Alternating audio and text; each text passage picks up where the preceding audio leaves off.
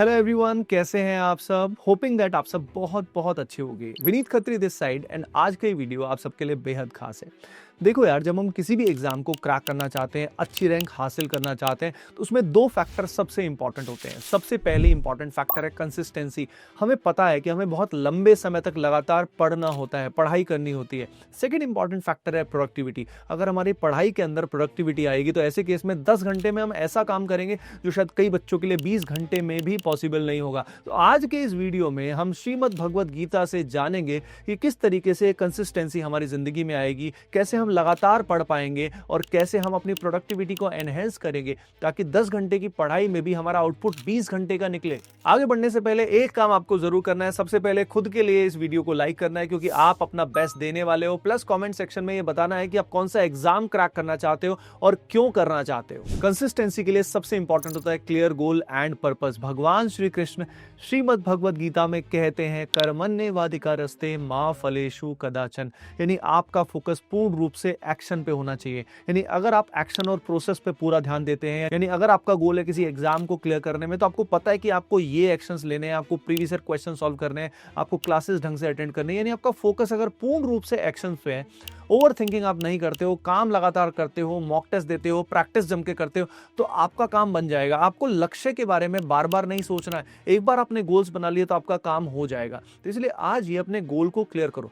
लेकिन उस गोल के साथ पर्पस अगर जुड़ा होता है तो उसमें अलग ही शक्ति आ जाती है, क्योंकि मॉडर्न स्टडीज भी ये कहती है कि अगर हमारे गोल्स क्लियर होते हैं, उसके बिहाइंड पर्पस होता है, तो लगातार हमें इनर मोटिवेशन मिलता है। तो जब जब हम डीमोटिवेटेड फील करते हैं ना, ये इनर मोटिवेशन ही हमें जगाती है और आगे बढ़ाती है। अब भाई, एक मिडिल क्लास फैमिली के बच्चे के लिए तो सबसे बड़ा पर्पस यही होता है कि वो अपने परिवार के लिए, अपने पेरेंट्स के लिए कुछ कर दिखाए। भाई, जब मैं खुद आईआईटी की तैयारी कर रहा था तो मेरे लिए बहुत बड़ा मोटिवेशन था कि यार जिस दिन आईआईटी का रिजल्ट आएगा, मुझे मेरे माँ बाप की आंखों में खुशी के आंसू देखने हैं। और आपको पता है अपने माँ बाप को सही में क्या चाहिए होता है? वो चाहते हैं कि भाई तू अपने पैरों पे खड़े हो जाए, एक सक्सेसफुल बंदा बन जाए और एक अच्छा इंसान बन जाए। अब कई बार क्या होता है, गोल भी क्लियर होता है, पर्पस भी क्लियर होता है, लेकिन मन फिर भी बार बार पढ़ाई से भाग जाता है, दूर चला जाता है। तो उसका रीजन होता है कि हमारी हैबिट्स खराब हो जाती है। इसलिए आपको हैबिट्स के बल पे ही माइंड को वापस लाना होगा। आप सभी को पावर ऑफ एटॉमिक हैबिट्स का मतलब पता होगा। जब 21 डेज तक लगातार आप 10 से 12 घंटे पढ़ोगे ना, तो आपकी बॉडी को आदत पड़ जाएगी, माइंड को आदत पड़ जाएगी। जो माइंड है आपका शुरू में रेजिस्ट करेगा, वो कहेगा यार अब क्या करेगा, अब कैसे हो पाएगा, बहुत सारा नेगेटिव टॉक भी बोलेगा।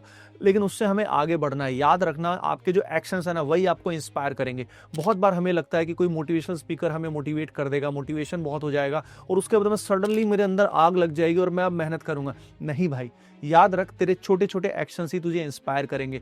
खुद का इंस्पिरेशन बन, और जिस दिन तू खुद का इंस्पिरेशन बन गया ना, किसी और के इंस्पायर करने की आवश्यकता ही नहीं पड़ेगी। मैं चाहता हूं तू खुद का इंस्पिरेशन बन। इसीलिए आज से be a person of actions. अब माइंड को हमें अपना स्लेव बनाना है, उसको हमें कंट्रोल करना है, जिसके लिए हैबिट्स तो आपको करनी है, पर हैबिट्स तभी फुलफिल हो पाएंगी जब आप एक प्रॉपर रूटीन बनाओगे। इसके लिए वैदिक रूटीन बहुत ऑसम होता है। मैंने एक वीडियो बनाया हुआ है वैदिक रूटीन का, ब्रह्म मुहूर्त का एंड ब्रह्मचर्य का। इन तीनों वीडियोस को आपको जरूर देखना है और खास तौर पे आपको जिंदगी में उतारना है। बस एक बात का ध्यान रखना, रूटीन ऐसा बनाना जो आपके लिए प्रैक्टिकल हो। कई बार हम प्लानिंग बहुत करते हैं लेकिन असल में उसको अप्लाई नहीं कर पाते। तो किसी भी रूटीन को समझने के बाद अपने हिसाब से उसको अडैप्ट करें, प्लान करें। अगली बहुत बड़ी परेशानी जो हमारी कंसिस्टेंसी को ब्रेक करती है वो होती है बैकलॉग।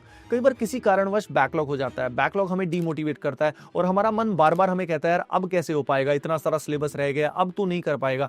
ये सेल्फ नेगेटिव टॉक हमारे कॉन्फिडेंस को डाउन करता है। इसलिए जितना जल्दी हो सके हमें बैकलॉग क्लियर कर लेना चाहिए। नॉर्मली बच्चे बैकलॉग क्लियर करने में ये सोचते हैं कि उनको सारा मटेरियल सॉल्व करना होगा जितना भी अब तक दिया है।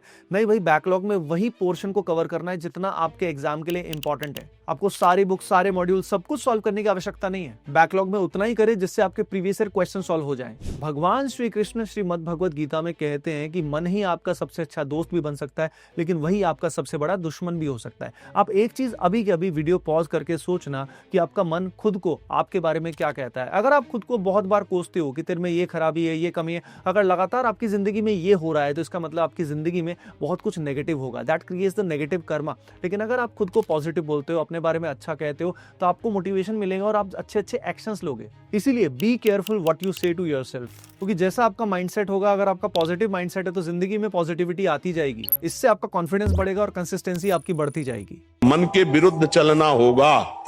अगर मन के विरुद्ध नहीं चलोगे तो तुमसे गंदे काम ही करवाता रहेगा, गंदी सोच सोचवाता रहेगा और फिर एक दिन ये आपके प्रति गलत सोचवा देगा। अब पता है इतने साल इतने सारे स्टूडेंट्स पढ़ाने के बाद जो टॉपर्स हैं उनकी खास बात बताता हूँ, वो डेली बहुत ज़्यादा नहीं पढ़ते थे, लेकिन 8 घंटे में भी इतनी हाई प्रोडक्टिविटी होती थी कि लगभग वो 16 घंटे के बराबर होती थी। सो गाइस, अब मैं आपको बताने वाला हूँ how to be the master of the mind. आपकी प्रोडक्टिविटी को 5x कैसे किया जाएगा। Number 1 point, meditation is super power. ध्यान की अवस्था एक ऐसी अवस्था है जिस समय आप क्रिएटर से यानी कॉस्मिक कॉन्शियसनेस से कनेक्ट हो जाते हो। अब खुद ही सोचिए, अगर आप क्रिएटर से कनेक्ट हो जाएंगे उस समय पे, तो आप हायर इंटेलिजेंस को इंस्टेंटली टैप कर लेंगे। आपके अंदर इनफाइनाइट क्रिएटिविटी आ जाएगी और आपको बहुत ही आनंद भी आएगा। तो मेडिटेशन से आपको मिलता है एक शांत माइंड, और एक शांत माइंड बन जाता है सुपर माइंड जब वो कनेक्ट होता है कॉस्मिक कॉन्शियसनेस से। एक सुपर माइंड की खास बात ये होती है कि ये बहुत अच्छे से विजुलाइज कर पाता है, और जो अपनी सक्सेस को विजुलाइज कर पाता है, फील कर पाता है, उसी की लाइफ में वो मैनिफेस्ट हो पाता है। तो इस बात का ध्यान रखना, मैनिफेस्टेशन का ये बहुत बड़ा सीक्रेट है। पर ध्यान की अवस्था आएगी कैसे? इतना आसान थोड़ी होता है ध्यान की अवस्था में आना। तो उसके लिए नाम जप एक बहुत ही सुप्रीम टूल है। नाम जप जब आप लगातार करते हैं, लंबे समय तक करते हैं, तो मेडिटेटिवनेस यानी ध्यान की अवस्था आनी शुरू हो जाती है। सबसे पहले उसके ग्लिम्स मिलते हैं, फिर बाद में बहुत देर तक भी आप ध्यान की अवस्था में रह पाते हैं। अपार्ट फ्रॉम दैट, सुदर्शन क्रिया बहुत ही पावरफुल टेक्निक है जो हमारे प्यारे गुरुदेव श्री श्री रविशंकर ने हम सब ह्यूमैनिटी को दी है। In Art of Living, we have this beautiful technique, Sudarshan Kriya. ये एक बहुत ही पावरफुल योगिक टेक्निक है जिसमें ब्रीदिंग के रिदम एंड पैटर्न्स का यूज किया जाता है, जिससे फाइनली हमारा माइंड शांत हो जाता है। इसके अलावा श्रीमद् भगवद गीता में भगवान श्री कृष्ण ने इंद्रिय निग्रह के बारे में बात की है, यानी कंट्रोल ऑफ सेंसेस के बारे में बात करी है। यार देखो, जब भी हम अपनी सेंसेस को कंट्रोल नहीं करते, फॉर एग्जांपल हमारे सामने कुछ भी दिखाया जाता है, पिज्जा, बर्गर, कुछ भी चीजें, हम एकदम से मन करता है डोमिनोज से एकदम से कुछ खा लेते हैं, मैकडॉनल्ड से बर्गर खा लेते हैं, कोई भी हमें दिखाया जाता है वो हम दृश्य देख लेते हैं। तो जो हमारी आईज कहती हैं वो हम देख लेते हैं, जो हमारी जिह्वा कहती है वो हम खा लेते हैं, कुछ भी सुन लेते हैं। तो इससे इंद्रिय निग्रह नहीं हो पाता, यानी सेंसेस पे कंट्रोल नहीं हो पाता। और जब हमारी सेंसेस पे हमारा कंट्रोल नहीं होता तो ब्रह्मचर्य का पालन भी नहीं हो पाता। अब जब सेंसेस पे कंट्रोल नहीं है तो मन भी हमारा लगातार भटकता रहता है, और जब हमारा मन लगातार भटकता रहता है तो हमारी बुद्धि यानी जो हमारे अंदर डिसीजन मेकर इंटेलेक्ट है वो कमजोर हो जाता है, उसका विनाश हो जाता है। भगवान श्री कृष्ण ने श्रीमद् भगवद गीता में साफ साफ बोला है, संशात्मा विनश्यते, यानी ऐसी बुद्धि जिसमें लगातार संशय रहते हैं, ये करूं या ये ना करूं, यानी डिसीजन मेकिंग ही नहीं हो पाती है,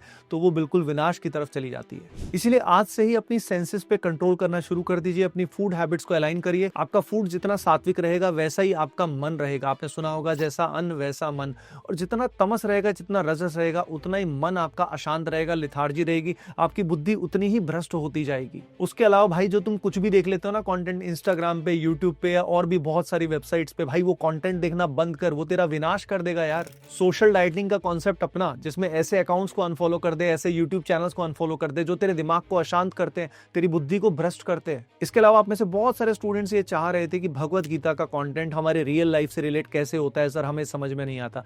इसीलिए हमारी टीम जो 1 साल से मेहनत कर रही थी, आप सभी के लिए लेकर आई है Quico.ai, जहां पे बहुत ही अमेजिंग कंटेंट आपको मिलने वाला है। इसका लिंक डिस्क्रिप्शन में दिया हुआ है। यहाँ पे भगवद गीता का रियल लाइफ में कैसे एप्लीकेशन होता है वो बहुत अच्छे से आपको समझ में आएगा। तो आज ही इस पे साइन अप करें और रेगुलरली इसका यूज करना शुरू करें। ये कंप्लीटली फ्री ऑफ कॉस्ट आप सबके लिए अवेलेबल है। सो एवरीवन, होपिंग दैट ये वीडियो आपके लिए हेल्पफुल रहा होगा। मिलते हैं हम नेक्स्ट वीडियो में। सभी को Radhe Radhe, love you all.